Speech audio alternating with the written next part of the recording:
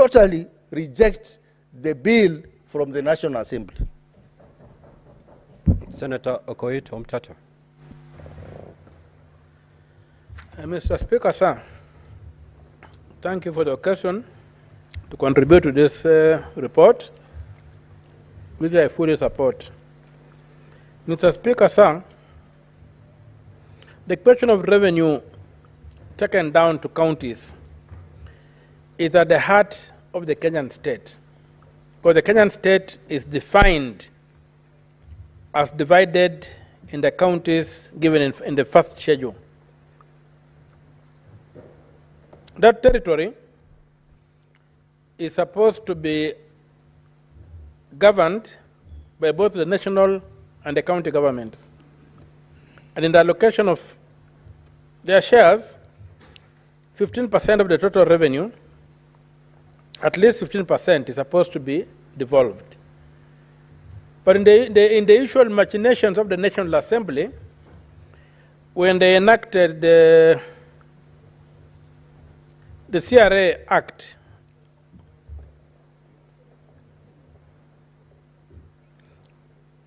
they defined revenue available to counties as excluding certain revenues. So already they went against the constitutional position to reduce the amount of money that's supposed to be devolved as an automatic percentage. Number two, they deliberately lag behind in terms of auditing the accounts, the approved audited accounts, such that when we come to divide this money that comes out in the division of revenue, we work behind. We are behind by so much times, and you'll find that the budget of the current year has grown by leaps and bounds, but we are using a budget that's about 4 or 5 years late. So all those things have turned out to frustrate the amount of money that goes to counties. Over and above that, Mr. Speaker, sir, they come up with these machinations where they think that the counties are at their mercy, and so they should reduce the money on the whim. There is no study, Mr. Speaker, sir, that the National Assembly has presented to this House to show that the reductions are scientific. It's not an art. These are facts and figures. What is informing their figures when they say they are going to go down? Ours at least were informed by the Commission on Revenue Allocation and stuff like that. We have got studies that have been done on the ground why we need this money to go down and as additional funds to deal with this and that. You don't have any scientific data that the National Assembly has used to arrive at a position that the allocations should be reduced. And that's why it should be rejected with a resounding no from this House, because it is a document authored on the whims of men, and men who think that they can roll or wrap this country around their small finger and still all will be well with them. Mr. Speaker, sir, if you look at the amounts of money being allocated to these counties, they're just millions of shillings. I've not seen any county, most of the counties are just being given millions of shillings. In fact, some are just in tens of millions, very few in hundreds. So you wonder, why would anybody want to interfere with the very little money that is going to these counties? Mr. Speaker, sir, I pray that the rejection of the proposals by the National Assembly be upheld by this House. and we go by the earlier position, whereby the counties at least get the money that the Senate has struggled to allocate them. This attempt, when the Finance Bill 2024 was rejected by the Gen Z and other Kenyans, and His Excellency the President conceded by returning it back to Parliament, that should have been an exercise that went alongside the budget or the Appropriation Act. That Appropriation Act survived in the absence of the finance bill that was supposed to finance it. And that's why the problem begins. We should have gone back to the drawing board and done a good thing. Because from where I come from, ideologically, not ethnically, regionally, or even sharing some roads with Khalwale, but where I come from ideologically and where I don't share much with Khalwale, it is very clear, Honorable Senator Khalwale, don't get offense, just a statement of fact, we don't share much ideologically. But from where I come from ideologically, it is said that if something is worth doing, it is worth doing well. And so, if the President got convinced that the Finance Act that was supposed to finance his budget had a problem, then he should have rejected both the finance bill and also the appropriation bill for the current budget cycle, so that Parliament would go back and look at the two bills and then proceed to see what can be done, what adjustments can be made. But when he rejected one and ascended to one to the other into law, then we create this quagmire whereby we are saying, staff so and so, staff so and so to finance so and so. The other thing, my Lord, Mr. Speaker, sir,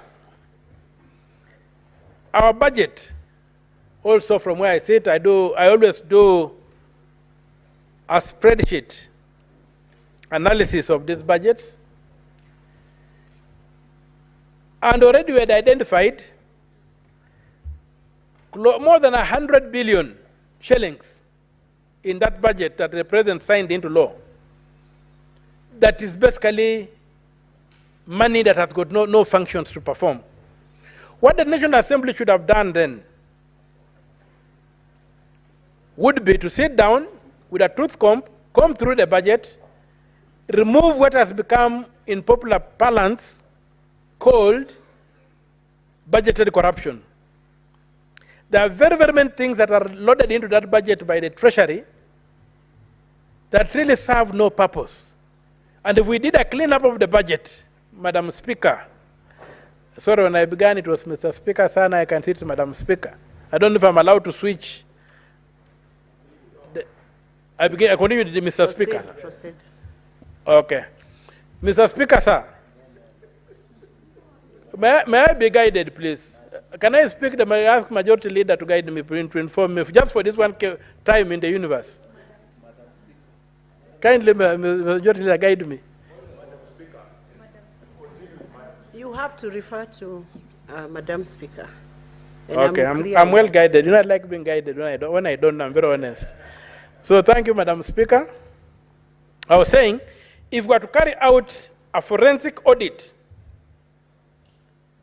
of the budget, we would not have to go to a point of saying, cut this, cut that. We would simply say, get out the dead weight, clean it up, and you'll find that you would have even more money to add to the counties. And I think maybe that's what the President had in mind, if I may give him some latitude and the benefit of doubt. I believe that that could be what His Excellency had in mind when he decided to cut out the finance bill, but retain the Appropriation Act. So that when he sent it back for a relook, the National Assembly should not be looking at simply cutting here and there. It should have looked at the question of cleaning up that budget. It should have looked at the question of eliminating audited budgeted corruption. And I can volunteer that there are monies there which I said we have isolated in my women and my team, more than 100 billion shillings that are in that budget, which is much more than what we are trying to cut here, that is being stolen, that's just being put there to be carried away. So, Madam Speaker, it's my position that as the committee has recommended a total rejection of what the National Assembly has done, we speak with one voice in a bipartisan manner, and we make sure that what should be done is for Parliament to set up a special purpose committee to go and look at that budget, ferret out corruption, and give us a lean and clean budget that will have excess money that can again be added to the counties, not what we are having right now. Madam Speaker, Senator Osotsi, while contributing, made a very, very important installment in reference to Article 249, Clause 3, which requires this House to participate in the budget-making process, and specifically as regards constitutional commissions and independent offices. But there's also Article 239 on the security institutions, which requires Parliament to participate in every aspect of the security, the national security organs. Part of it is their budgets. I don't remember seeing the budget of the military or the budget of the police come to the Senate for scrutiny and approval. Yet Article 239 or 36 around there requires that matters concerning national security organs shall be adjudicated by Parliament. And Parliament, as Senator Osotsi rightly observed, includes the Senate and the National Assembly. So there are very many things there.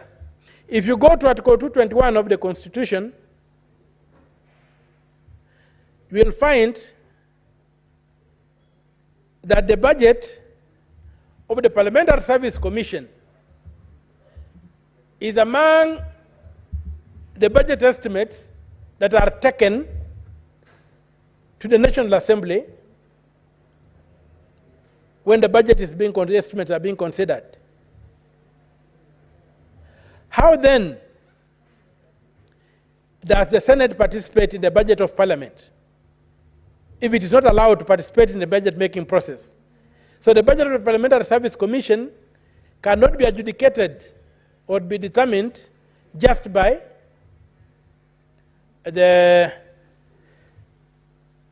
National Assembly alone.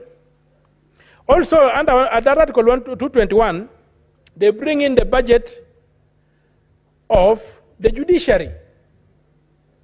We have got three arms of government that check each other. How does the Senate participate in checking the judiciary if we don't look at the budget of the judiciary? So there are very, very many provisions in the Constitution that require us to participate as a House in the budget-making process. Otherwise, we become irrelevant. And maybe we should get to a point whereby we need to look at all the laws that were made after 2013 in terms of public finance. That's why the problem is. The Public Finance Management Act was enacted by the National Assembly alone in 2012. After 2013, there have been many amendments that were made that technically took away the powers of this House.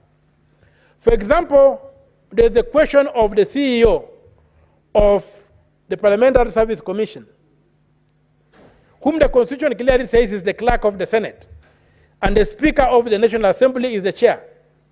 When you go to the Public Finance Management Act, they decided to create 3 executives, whereby you have the Speaker of the Senate, and then the clerk of the Senate, the clerk of the National Assembly, and the clerk of some animal called the Joint Services, the Director of Joint Services, being accounting officers.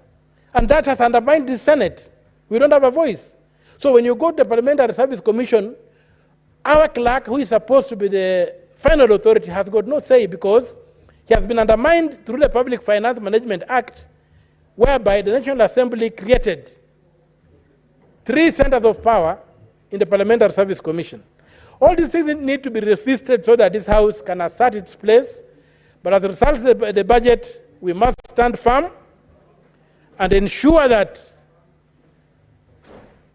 what is rightfully supposed to be for devolution, including looking at the Commission on Revenue Act being amended to define revenue as it is defined in the Constitution, not as the National Assembly would like to have it, whereby we begin off at a disadvantage by sharing less than what we are entitled to as a Senate, and our counties then continue starving. Some have said that there's corruption in the counties and staff. Yes, but we have got the Ethics and Anti-Corruption Commission. We have got the DCI. We have got the OCS. We have got all these organs that are supposed to deal with corruption. That is not our problem. Go and deal with those governors and the county officials where there's corruption. Our business is to ensure that the right amount of money is going down to the counties.